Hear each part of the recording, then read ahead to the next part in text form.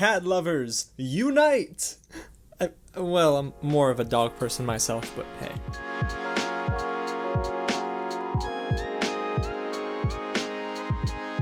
What's going on, you guys? James here with another real review, and today I'm gonna go ahead and talk all about A Whisker Away, an original Netflix anime movie. Now that's kind of rare. I'm used to seeing a lot of live action stuff from them, but this is a good escape from the norm. Now I'm gonna talk about what I love and what I didn't like too much about it, but what I will say is this: I have been on this anime binge recently, especially if you've been following the channel with Avatar: The Last Airbender. If you've missed any of my reviews and reactions, you're gonna want to search the channel for that. But again, before I dive into my review, if it's your first time here at the channel, guys, welcome to Real James. You're about to get a huge dose of everything I love when it comes to movies and TV shows. I review them, I react to them, and we talk about a ton of news. So if you like everything that you're hearing and seeing, please go ahead and consider subscribing to the channel below and tap on that bell just to stay notified. Also, please don't be shy, hit the like button because it does a ton to help the channel, and in the comments below, let me know if you've heard about this film, and if you have, if you're excited for it. Okay, so let's go ahead and dive into my review, but before that, let me get my Allegra D and my inhaler because your boy is allergic to cats. Be right back. A Whisker Away is directed by Junichi, Sato, and Tomotaka Shibayama. I'm sorry if I mispronounced that, by the way. I'm getting better with that, I promise. And is written by Mari Okada.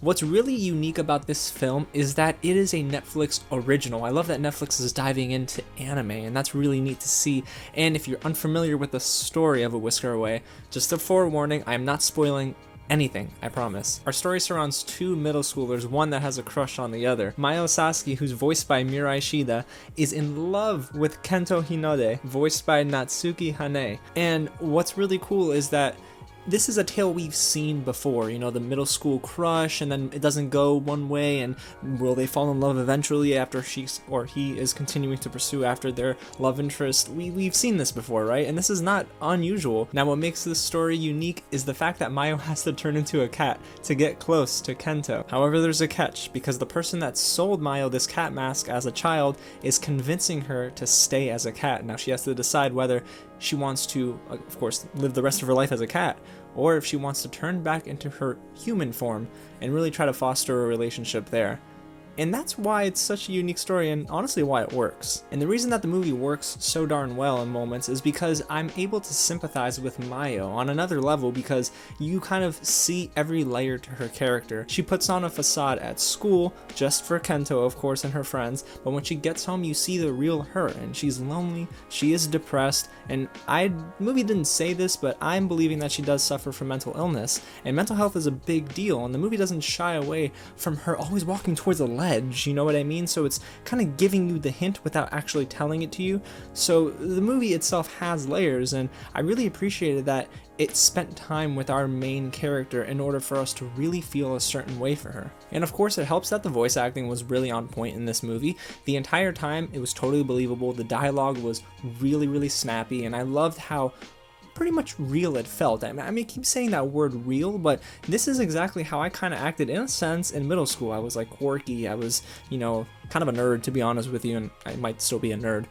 But what's great is that I could relate to the character, and that's the strongest thing about A Whisker Away. And of course, on the surface, you notice the animation, right? But the animation here is really clean, and I'm happy to say that the lighting even complemented it pretty well. All of the colors, they were beautiful. When you get to, I guess, the cat stages, because you of course have to follow Mayo when she turns into a cat, it is really interesting how they just kind of created an entire mood and an atmosphere in that setting, but then when she's a human, it's a lot lighter and brighter.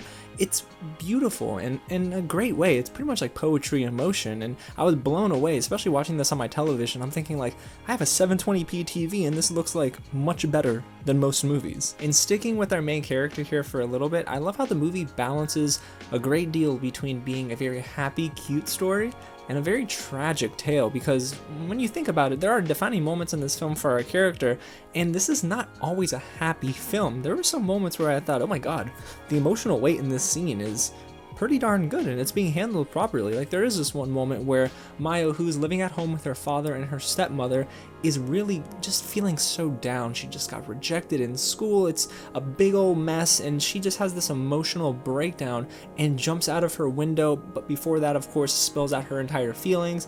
Yeah, I could definitely sympathize with this character. And I know I said in the beginning of the review that I am not a cat person, but I won't lie to you, these kittens were darn cute, okay? So again, the movie is adorable in moments, it's tragic in others, but I think that the film does a decent job at balancing between both, and it's pretty easily digestible. This is not a story that's going to bother you. However, there were a couple of things in the story itself that I wasn't the biggest fan of, so let's get into what I didn't like too much about A Whisker Away. Now, very early on, you're going to want to pay close attention to the story. This is an English subtitled film, so if you are an English speaker and you don't understand the Japanese language fluently, you're going to want to pay attention to each and every subtitle. If you look away for even one instance, you're going to miss a very important transition. Now, I'm not saying that's the fault of the film, however, I think that some of the transitions were cut a little rough. It almost felt like they didn't get into that next scene very smoothly, and I'm not saying I was lost at any point. However, the story doesn't necessarily clear things up right away and kind of leaves you thinking, wait, how did they get here? And wait, is this the real cat? Why are there two different cats? What's going on here? So you find yourself asking yourself a bunch of questions, but you just gotta stick with it and of course pay attention to each and every bit of dialogue. And to provide context for this next point, listen, I grew up reading a lot of manga and I did watch anime. Now, I'm not still within that scene too much, but you know, I love a great anime, and I mean, I think it's just the storytelling behind it and how you can escape from the current reality that you're in.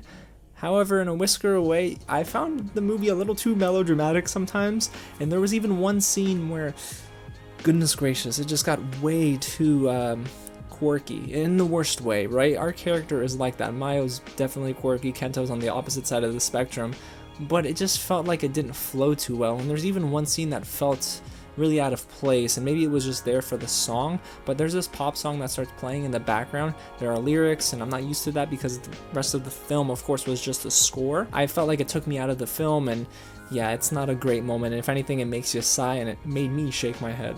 If you're wondering why I picked that one scene out, it's because it comes at a very important time in the film where Kento is on a certain mission, and you are thinking to yourself, okay, he's going to look for something, and it's a very important part of the film, and why are you playing this pop song? It sounds a little, I don't know, out of place. And while I was singing the praises of the script and the positives, here there is a negative, and it really does deal with a very integral part of the plot later on in the film. Now, I'm not going to say what happens, of course, because it's a spoiler-free review, but somewhere along the way in the third act, there's this very weird, convenient plot point that is almost sort of twisted around to give time for our protagonist to go and do something about her current situation. See how I was beating around the bush there?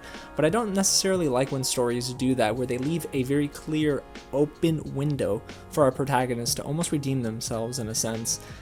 I almost felt like it was a little heavy-handed. Like, is that realistic? Is that what this character would really do? And I don't think that character would do that, but the script wrote it in and we just had to ride with it. Now, there is this place called Cat Island where all these cats that are either fully human or not fully human are found, and it's supposed to be a beautiful moment, and yes, it looks great. It is a very serene moment on top of some intensity, sure, but I almost felt like they didn't stick the landing there. The movie was not necessarily out of steam, but it started to run out of steam there, and I was thinking, oh man, why are we getting this lackluster feel from the film where in the first half I was totally locked in because it felt like a story that I've seen, but it was told in such a unique way. And here it almost, well, felt like they just threw in things just to throw it in there. And I didn't care too much for that third act at all, so what should have been really powerful kind of fell flat. So overall, A Whisker Away is not the strongest film that I've seen this year, and it definitely isn't among an elite tier of anime movies that I've watched, but I'm not gonna lie guys, I actually really enjoyed my time with this film. It took me out of my current situation, which is really cool when a film in any medium, whether it be anime or live action, can take you out of your current situation and allow you to escape for an hour and a half. I think it's definitely worth noting and watching. So if you have like a Saturday or Sunday where it's super chill and you throw this on, you're not going to be upset at all. However, this is not going to be one for these die-hard anime fans that are looking for a very deep story that's unfortunately not going to bring you exactly what you want by the end. It doesn't stick the landing like I said, but it starts off strong enough to where it makes up for some of its shortcomings in the third act of the film. And like I said, the voice acting's beautiful, the animation looks gorgeous, and it is such a unique story that I'm not going to forget anytime soon. So yeah, A Whisker Away is definitely in that like C+, B- category for me, and you're not going to be mad when you watch this film, I'm telling you guys. So if you're looking to get your anime kick on a weekend, go ahead and check out this film. And again, I'm so happy that I was able to sit down and watch this movie because it was on my radar back in May. So again, Netflix, thank you so much for looking out for press, including this press member. You guys are great, and if you guys enjoyed everything you just heard and saw, again, please go ahead and hit the big red button below and subscribe to the channel and tap on that bell for further reviews. There's a certain film coming out, The Five Bloods. Yeah, you can expect a review for that one. Alrighty guys, again, thank you so much for excuse me, cats and stuff. Thanks so much for watching guys, and I'll catch you at the next screening.